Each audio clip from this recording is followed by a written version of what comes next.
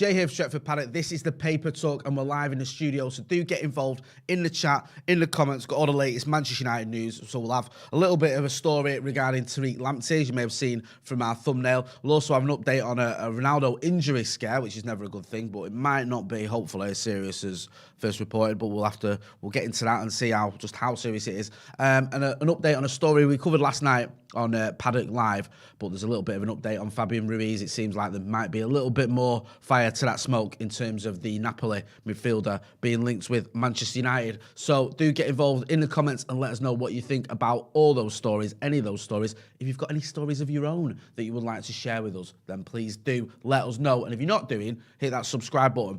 And also, well, mate, give us a like. Hit the like button as well. Santa Notch, morning Jay, morning to you as well. Rebecca Jade O'Sullivan, morning Jay, morning to you. Joe Donnelly, Jay, you sound a little better today. Yeah, I had a good old-fashioned cold, but I'm so I don't like to mention it too much. But I am on the rocky road to recovery. Let's get into the Ronaldo one first and foremost, aren't we? Because that's probably the most sort of dramatic one. Ronaldo injury, oh no, what's going on? This was reported yesterday in a few outlets, and has been sort of. It was late last night, I think, the papers picked up on it, and it's been picked up again this morning. I think we've seen it in the Express saying Cristiano Ronaldo suffers new training ground injury as Man United star sent home. The gist of the story here is Ronaldo was forced to leave United's training session early on Thursday after picking up a thigh injury, according to reports. Ronaldo could now be a doubt for the trip to Aston Villa on Saturday. The Portugal superstar is said to have left United's Carrington training base before the other players. So we don't know the full sort of details of this, just that he's left training early and that he has got a little bit of a thigh problem. We'll find out hopefully today. I think we'll get an update on that and see whether he is available or whether there is going to be an issue or not. One thing with Ronaldo is he does sort of, him and his, not just the club, but him himself, and I think he has his own personal sort of people that look after his injuries as well. They are very sort of savvy at managing things. So if he has felt something, he isn't going to just carry on playing. He is going to get it looked at straight away. So who knows? But I will say this, even though obviously losing Cristiano Ronaldo would be a blow for the Aston Villa game, I think we need him. I don't think that's it. It's like be all and end all. It shouldn't be like, oh, we've lost Ronaldo. Let's get the excuses in now of why we couldn't get a result at Villa Park. We should still have enough quality without Cristiano Ronaldo, even though he is such a good player, that we can beat Aston Villa, a team that, whilst they've done quite well under Steven Gerrard, I wouldn't say Aston Villa is, play for player anywhere in terms of quality anyway. On the same level as Manchester United. We'll have to wait and see, because it was a close game, wasn't it, in the FA Cup. They are going to miss John McGinn this weekend, Villa, but they will have Felipe Coutinho. They'll also have the kid from Everton, Lucas Digne. So it's going to be a tough one. Sam Blackett says, yes, Jay, Bellingham. Yeah, we didn't see that last night. A few people saying it's scrappy-do, Bellingham. Joe sort of lost the plot a little bit when we spoke about maybe Jude Bellingham coming to Manchester United. And for reasons that I still don't really fathom, Joe decided to just shout Bellingham. So, yeah. Rebecca Jade O'Sullivan again says, with Villa not having McGinn, they won't have the intensity. Sian here says, does Laird have a bad injury record? I just always thought he was on loan. Ethan Laird, when he was a youngster, I think there was some questions around his sort of his fitness, maybe his injury record. He picked up a few knocks, and there was a worry that maybe that was going to prevent him from really fully kicking on and getting to the heights that his talent deserves. But recently, he has played a lot of football, and it looks like those sort of worries that United and a lot of the fans who'd seen him had might be sort of misplaced, shall we say. He looks like he is playing a lot of football. He is capable of playing a lot of football. Ethan Laird, in terms of talent, he's a fantastic talent. It was just a little bit of a question mark regarding his fitness. Seems to have addressed that now. He's addressed it. It just doesn't seem to have been an issue as much as it was previously.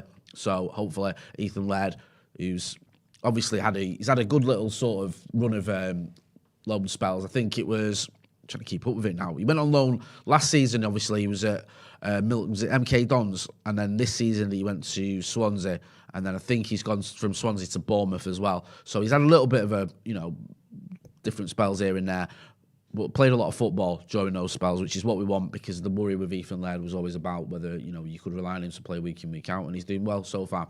Right, should we move on to Tariq Lamptey? Now, this is obviously the right back from Brighton. Had a very good sort of couple of seasons at Brighton. I think was it Chelsea he came from, Tariq Lamptey? I think he did, didn't he? Yeah, just getting a shout out there. Still only young, 21 years old. Came from Chelsea, went to Brighton. It's actually, 3 seasons he's been at Brighton, forgive me. Didn't play loads last season, looking at his numbers there. I think it was 11 games last season, so obviously he wasn't playing week in, week out. But he's played a lot more. He's already played more this season. And he's a very, very good fullback. And he's a very sort of modern fullback in the sense that he likes to attack, likes to get forward. So he's almost like a wing-back, isn't he, rather than a fullback, which is what everyone likes to say. Could he come into Manchester United and do a job? There are question marks around that position. The way Ralph Rangnick likes to play, he likes to play with attacking fullbacks. It's an integral part of his setup, that 4-2-2-2, when he uses that, the wing-backs or the full-backs, whatever you want to call them, do get forward a lot. We've seen that he's become reliant, or he's used Diogo Dalot quite a lot on the right-hand side.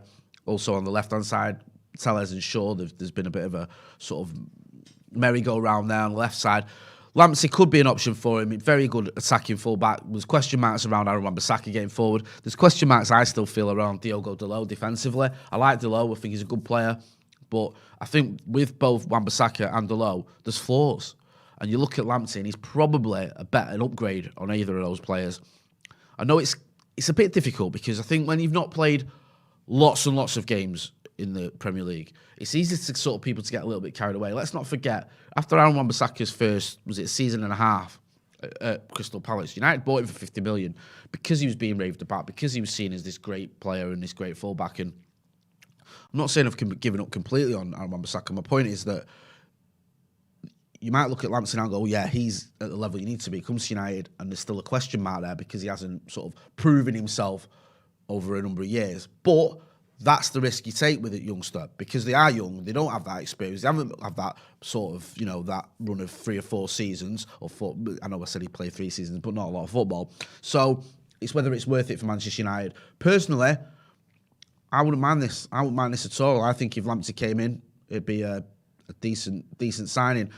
I think it would be an upgrade. I think we need a player who can get forward. I think the only problem is, as some people have pointed out, Sam Strance, he missed a large chunk of last season due to injury, was linked with Bayern Munich last season too. My knee says, sorry, I'm struggling with that one. Says, seems like an unnecessary player to add to the team when we have 2 good right backs. Is it an upgrade though? 2 questions. Is it an upgrade? And can we rely on his injury record? Because people point out that he's injury prone. Brandon Lewis says that as well. Fair comments, fair questions. I mean, do you want another player in who you can't rely on in terms of performances week in, week out? So we'll have to wait and see on that one. I wouldn't be against him coming to Old Trafford, but it's not like he's, we need Lamptey. That's the key to everything. For me, I don't know, I sound like a broken record, but the priority should be a defensive midfielder. That's what we should be going for. We've not bought a defensive midfielder since we signed Nemanja Matic. Obviously, he's getting on a bit now. Fred and McTominay are defensive midfielders. For me, they're just 8s that play defensive midfielder or play in that position rather than in that role, if that makes sense. So we'll have to wait and see. Talking of midfielders, we have been linked with Fabian Ruiz. Now, this is the kid from, well, I'll say the kid, he's 25. This is the lad from Napoli. Plays for Spain as well. Pretty highly respected, well thought of. Few stories doing the rounds. They've been doing the rounds. We had this last night. There was a story doing the rounds that United could be in for him, and I think it's popped up again this morning.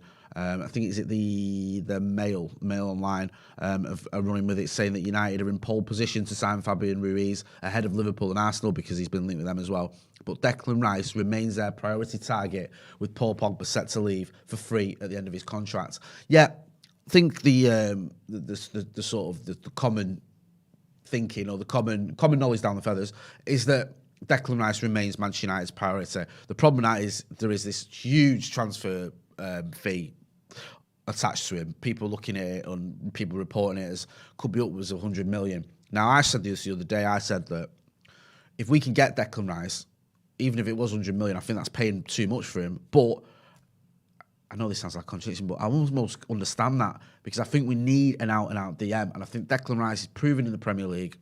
And also, if you look at it, last summer, when we bought Facundo Palestre, Amad Diallo, Alex Telles, Donny van der Beek, We bought all these players. I feel like I'm missing someone as well. I feel like I've forgotten someone, forgive me. But we bought all these players in. Not like the summer just gone, the summer before. None of them really played, and we spent around 100 million. And I think if you're going to spend 100 million on a player who, okay, that's excessive. Maybe you get him for an 89, but if you're going to spend around the 100 million pound mark for a player that comes in and goes straight into your team and plays week in, week out, which I think Declan Rice will do, and also changes the makeup of your team, because all of a sudden you've got someone who can play in that position.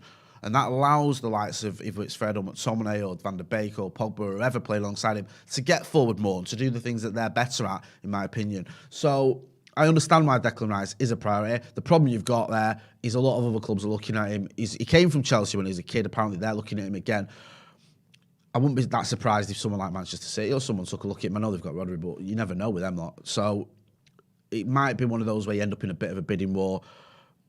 I just don't know whether we could afford to do that. Yes, we might be willing to pay a certain amount of money, but if someone like Chelsea says, I'll tell you what, we'll give you 110, 120, I mean, that's excessive, even for them, but who knows, because you've got Abramovich's millions there, or billions, I should say, then maybe you do end up paying, or getting into a situation where you can't afford it, and that's where you start looking at someone like Fabian Ruiz, who is a bit different. He's a bit of a different player. I don't know a lot about him, been looking at him, a few articles of Coach's Voice and places like that, and it does seem he's a little bit more sort of a standard central midfielder rather than a defensive midfielder. If you know more about him than I do, which isn't hard, get involved in the comments and let us know what you think. What do you think about Tariq Lamptey? What do you think about Fabian Ruiz? What do you think about Declan Rice? Do you want to see any of these players coming to Manchester United? Al says, no, Rice is overrated and overpriced. I'd much rather we went all in for Bissouma personally, just as good as Rice defensively, but better going forward, I think. JPF05 says, I'd take Bellingham over any player in the world right now. I like Bellingham. I think he's a fantastic player, and I think Bellingham, especially because he's so young, I think he could really reach the dizzy heights. Oh yeah, someone who knows a little bit about Ruiz, Sabriu says, Ruiz is a good player on the ball. The issue is his tempo and his pressing. Kian as well says, we'll defo take Bissouma and Neves over Rice. Neves is another one. Abraham Guzman says, only 10% of you like the video. Let's hit that like button if you're watching. Over 400 people watching, nearly 500 people watching. Let's get to 100 likes at least. Come on, this is embarrassing. Hey, not even 100 likes on my birthday. Shocking.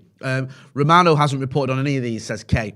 So, I mean, we're waiting for the here we go. You're waiting for the news from Fabrizio Romano. He's usually the man to rely on in here for transfer news a lot of the time. But sometimes he just sort of piggybacks off what others are saying. So he's not necessarily out. He breaks every story. He does break some stories.